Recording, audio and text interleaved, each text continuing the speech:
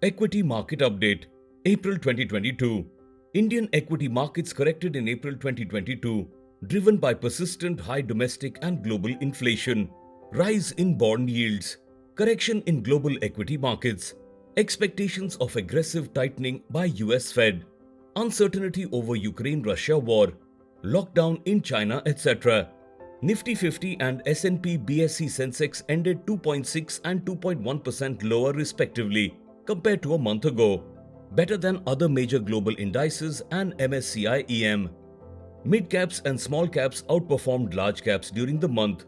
Sectoral performance was mixed with power, consumer staples, auto and oil and gas delivered positive returns, while IT and metal underperformed.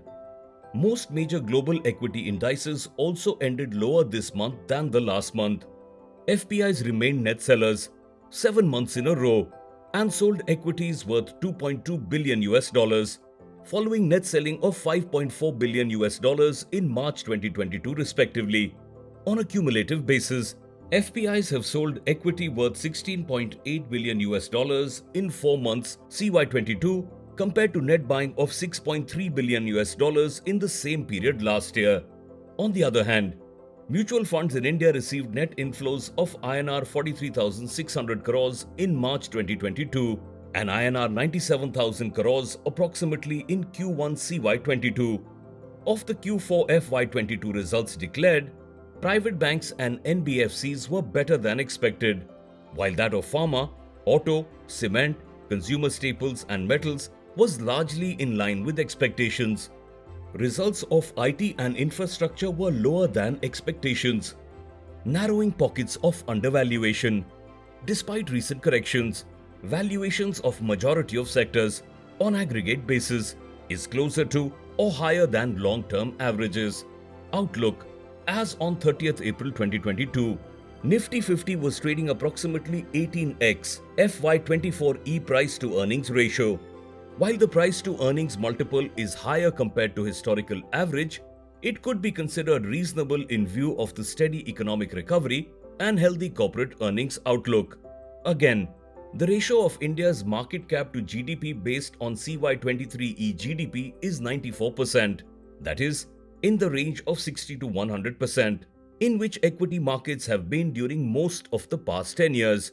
However, the gap between 10-year GSEC and 1-year forward Nifty 50 earning yield is higher than its long-term average.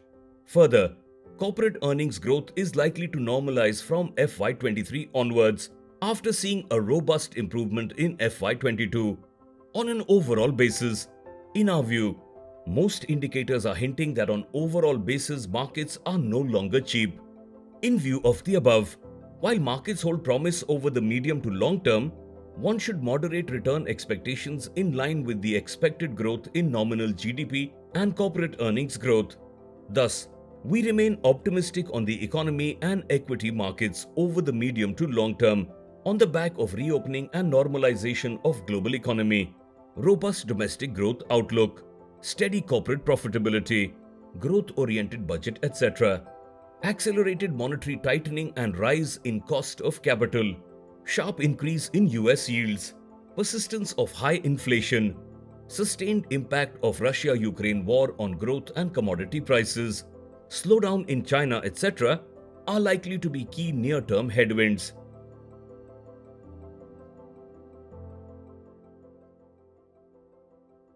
Mutual fund investments are subject to market risks. Read all scheme-related documents carefully.